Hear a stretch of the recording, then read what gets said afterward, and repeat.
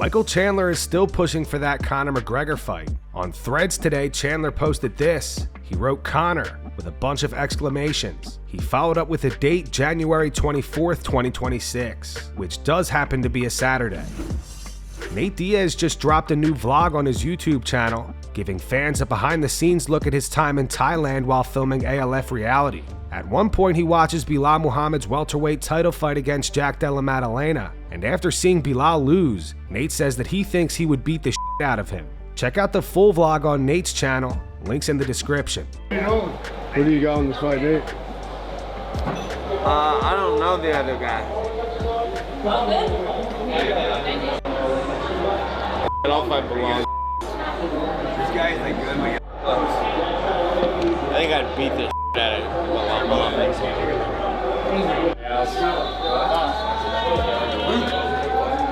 7? Yes.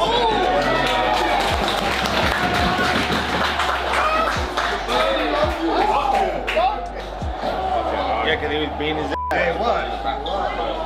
Belal responded to Nate today via X. He wrote, "Must be on the same as Conor." Tony Ferguson still wants to coach the Ultimate Fighter against Khabib Nurmagomedov. Speaking to Helen Yee, Tony said, "I would definitely take that opportunity to coach against him. He's a knucklehead. He's still fat, and he wears that hat. I'd love to clean the mats with it, but I think that the opportunity, instead of talking shit, it would be interesting to see what kind of skill level each person has. You're talking about, I was coached by Brock, right? I think it would be an interesting draw. So Khabib for sure, definitely. I could talk to you all day about that." Tony also gave his take on Islam Makhachev and who's the better grappler between him and Khabib. Tony continued, "Somebody was telling me, who do you think is the better wrestler? Is it Makhachev or is it Khabib? I think Makhachev is the better grappler, honestly. I think he's a little bit faster. I think with Khabib, I think he's just a little bit more not timid of the freestyle that Makhachev presents. And I think Makhachev, he's not going to be so bad at 170. I think he'll be all right." Okay, so you have Islam Makhachev that went up north to 170, and then you have Ilia Topuria from 45. He's going to go up to 55 to fight Charles Oliveira. Look, when it goes into it, you have to have somebody fight for the belt. When you have 4 title defenses, I think that's a smart move. When you go up, you're going to try to build legacy. You're going to do certain things like that, and he's going to run just like his cousin. Robert Whittaker weighed in on Merab Dvalishvili's toe injury ahead of his upcoming rematch with Sean O'Malley. According to Rob, the toe looks broken and could end up affecting Merab's performance more than he realizes. I don't know. I think it's part of his personality. I see him do wild things all the time. Yeah. I saw the toe. It doesn't look good. It's not just bruised. Like the thing from the video that I saw, it looks broken. You know, surely it's broken, right? Like he would have had to get his toe looking like that. He would have had to jam it between his partner's head and a cinder block. I don't know how a kick can do that unless it goes the wrong way. Fighting Sean, I don't know. Your little toe does a lot. It does a lot. It's all your balance, right? I don't know. Is it the smartest thing? No. Does he always do the smartest thing? No. Will he fight? Probably. he's that guy, right? He's that guy. So I'm interested. It's not the worst injury. Okay, it's not optimal to get in any injury before a fight. But it's not the worst injury. He can still run. He can still work cardio. He can still tape it up and work around it. It's not like a torn calf or hamstring. You know what? He's able to work with it. So let's see what happens. Maybe it's not broken and it's just really hurt, squashed, bruised, jarred, or something like that. And we'll see what's up.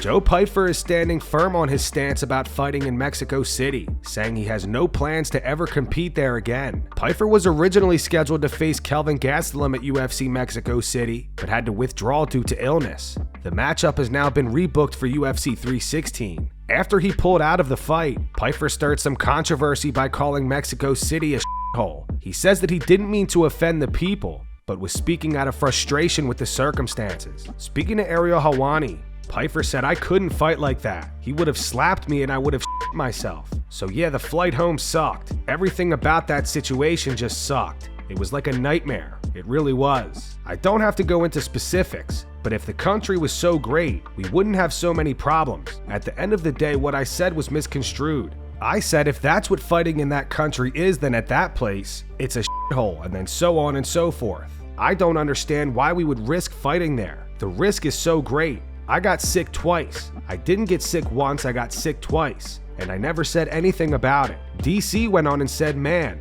my stomach was messed up. I hate that place. Nobody gave him shit about it. I'm a little more unapologetic. It's nothing towards the people. The people were fine. I have nothing to say bad about the people. It's just as far as fighting there, fighting at that elevation, fighting at that altitude. Why would I risk that? Yeah, I'm salty. I don't care about how that makes other people feel because I'm the one that lost. Kelvin lost. We didn't get to fight. I lost 25 grand going out there. I'm not a top 10 guy making crazy money yet, and an opportunity got taken away from me. Unfortunately, it's nobody's fault but mine, and the fact that I traveled outside the country, which I said that I wouldn't do. I stand on what I say. I don't like it as far as fighting there, and I don't have to retract that statement. I know it didn't make people happy, but this is my career, and I'm the one that got bent over at the end of the day and didn't get to make any money or fight. Now I'm okay, but honestly, the first 3 weeks after, my stomach was still really messed up. The worst I've ever been sick in my life, between basically shitting water out of your ass to vomiting profusely for a couple of days and then having a fever on top of it. Trust me, if I could have fought, I would have, and I've never not fought. I fought Jack Hermanson after having pneumonia the whole camp, and then I had 2 staph infections going in there and I still fought. So if I can fight, I will, and that was just not a situation I could fight. I wasn't going to become a meme of Poopy Pants Pyfer, as they call me now. Mike Perry is confident that he could beat Jake Paul in bare knuckle boxing. The two boxed last year, and Jake finished Perry in the 6th round. Perry claimed that Jake cracked his rib in the first couple of seconds of the fight. However, he says that his sparring partner quote-unquote crunched it a week before. He also believes that if he had more time to prepare for the fight, the outcome would have been different. Would you like to run that back with Jake? You still absolutely. If we made it a street fight, it was bare knuckle, and I could make it dirty. I could grab him and turn him and punch him, especially no gloves. I think it changes the fight drastically. What if he says no glove, no love?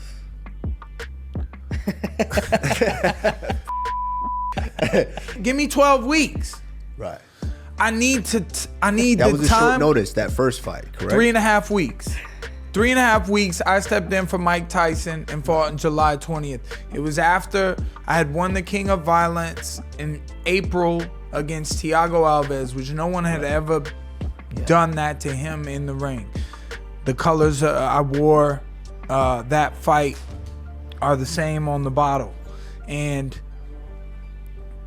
you know, I took some time off. I've been chilling, and I got the call like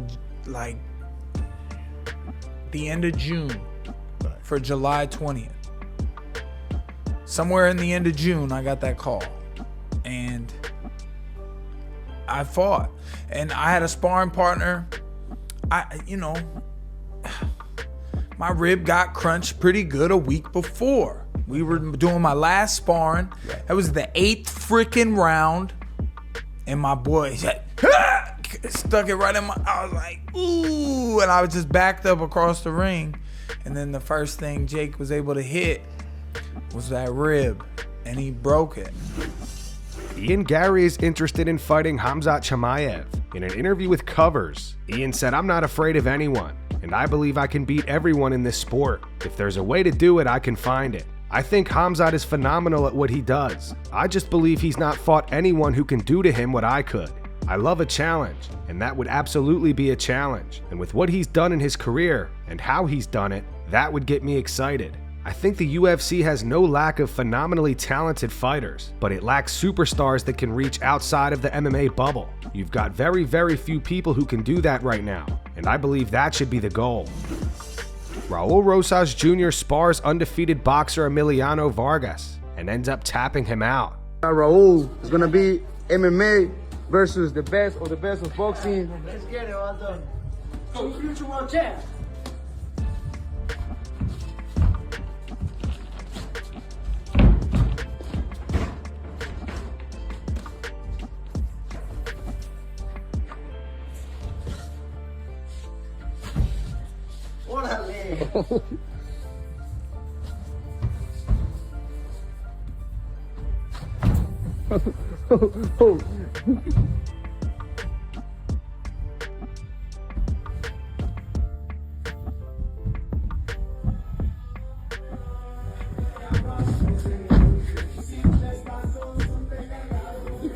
Whoa.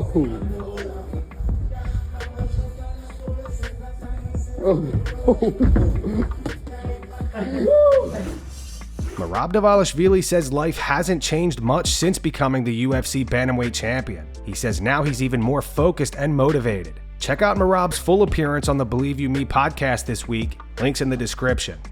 Only what changed for me, I get so much respect from like MMA fighters like you guys are, and now I'm a champion and I have a status and I have a belt, but nothing changed for me. I'm same guy. I still have the same friends, same teammates, same close ones that I used to have before, and I am even more humble and more focused and more motivated.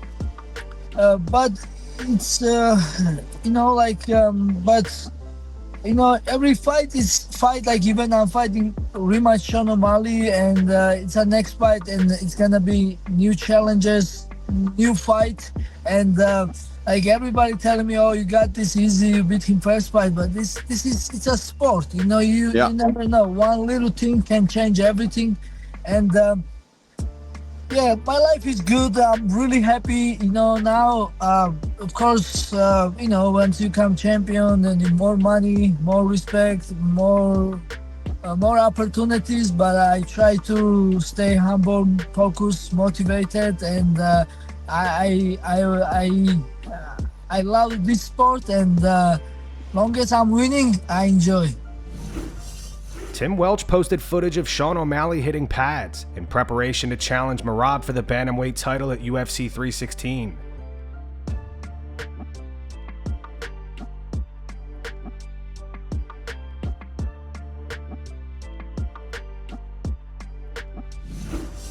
Jon Jones had words for Colby Covington today. Jon and Colby have a history of animosity. For those unaware, they were actually roommates back in college. However, their relationship turned sour after Colby started to publicly criticize Jon, calling him a liar, a cheater, and a bad person.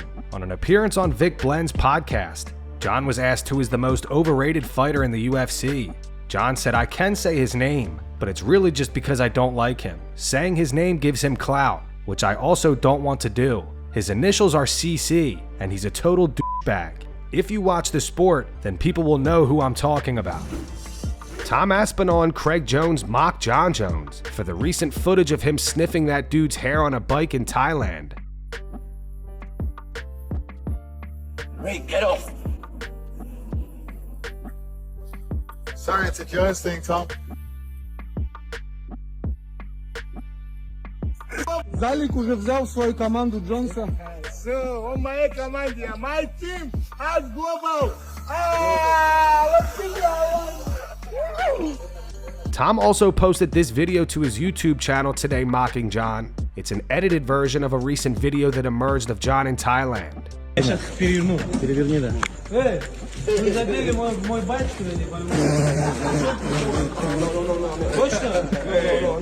You want problem with this guy? You want problem?